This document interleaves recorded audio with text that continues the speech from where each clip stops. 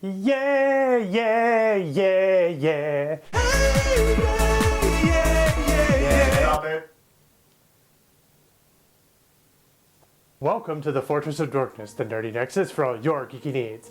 I'm your host, Chris. At Arms. Sequels are no small feat, though dozens of endless Saw movies exist today. In the pre-millennium era of filmmaking, getting a second movie means you were either a horror film or you had too much money to spend. Jar Jar is a key to all this. So what happens when you can't follow through with your plans for a sequel? You end up with this subject on Real History, 1989's Cyborg. This Jean-Claude Van Damme action extravaganza is the story of Gibson Rickenbacker, a slinger in a post-apocalyptic world where a plague is wiping out humanity. As the CDC attempts to play Pandemic Legacy Season 1, villain Fender Tremolo, what are these names? And his gang of pirates try to stop the cyborg messenger. Why, you ask? Because he likes the world in chaos, apparently. I like this world. Even though, hygienically, he's as much a victim as everyone else. Smells like he needs a pedicure. Gibson ends up entangled in the CDC's plans as he is seeking Fender for a personal vendetta. But more importantly, why is everything post-apocalypse? Do we really need another X-Men sequel? What? Anyway, it's your generic 80s B-movie schlock. Far more interesting than the movie itself is its history. You see, Van Damme is He-Man, and Spider-Man, and all kinds of man. But let me explain. To understand the history of Cyborg, we have to quest back in time, cop, to bring up some bad blood sport. Cyborg was developed by Cannon Films, a studio that specialized in, how do I put this delicately, making films that made Roger Corman look like Christopher Nolan. Basically starting by making smut. Israeli-born cousins Menachem Golan and Yoram Globus were all about TNA. In the 80s, Cannon began venturing into action flicks, particularly Chuck Norris and Charles Bronson films. Yep, all your favorite 80s B-movie action franchises came from these guys. Want to know which ones? Ooh, that's one of my favorites. Where is Mr. Miyagi? The story of my life. Over the top of what? I have these wishes too. I've seen that movie more times than Star Wars. Anyway, with some success under their belts, hidden beneath their cavernous belly buttons, they got a little adventurous. It was in this time that they acquired the film rights to Spider-Man from Marvel Comics. Then, to play it safe, they pitted fanboy against fanboy by acquiring the rights to continue the Christopher Reeve Superman franchise. Thus, Superman 4: The Quest for Peace was conceived. You see, kiddies, if you haven't noticed a pattern here, Cannon made bad films. Like, really bad films. They had a policy of slashing budgets to save costs, sometimes up to half, even when they didn't need to.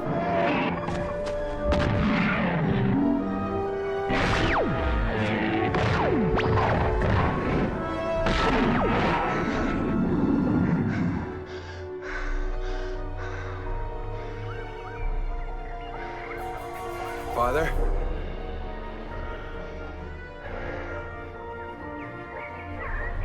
Father!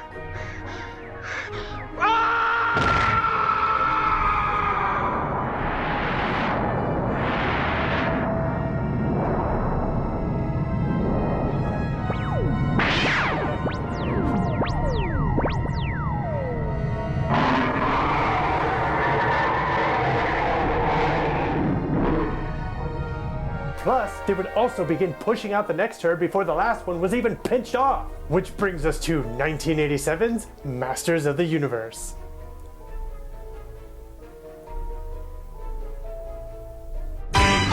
Mattel gave Cannon the film rights to Masters at the peak of the franchise's popularity. Heck, they even got Frank Langella as Skeletor, who immediately said yes because his son loved the cartoons. Ivan Drago fled Russia and was cast as He-Man, and the film was a box office smash hit. I'm sorry, we meant a bomb. It was a predictable box office failure for Cannon. Special delivery, a burn.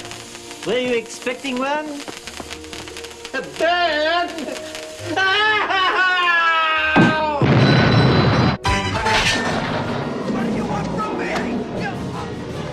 What is Beastman doing? Wait. Well, looky here. It's the cowardly Prince Adam. This, with the bust that was Superman 4, finally caught up to Cannon Films' always forward policy, and the studio was running out of funds. During this time, they were already planning their esteemed vision of Spider-Man and the sequel to Masters of the Universe called Masters of the Universe 2. Cyborg. The idea of MOTU 2 was that Skeletor had returned to Earth, conquering it and turning it into a post-apocalyptic dental war zone. Are we sure that this is not the X-Men guy? He-Man, now played by surfer Laird Hamilton, would have followed, and She-Ra plus Trapjaw and his wicked laser would feature. I have selected your finest warriors. Blade. Laser. Blazer. I believe you've met my fitness consigliere, Michelle. Whether Beastman and his bottle of lube show up. I always do.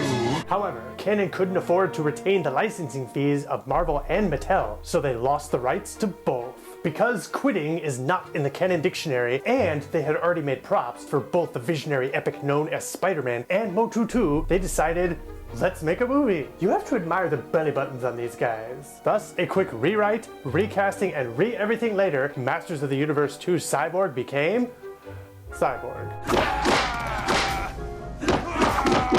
We'd like to point out that Cannon Pictures went defunct. God be praised. Cannon was the Asylum Films of the 80s. To learn more about their history, check out the documentary Electric Boogaloo, the wild untold story of Cannon Films. It's worth your time. That's it. Cyborg's creation didn't come from years of planning, but rather from the ripple effect of Cannon's shady filmmaking methods. Thanks for watching, and what the...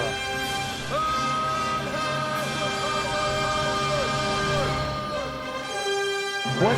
No!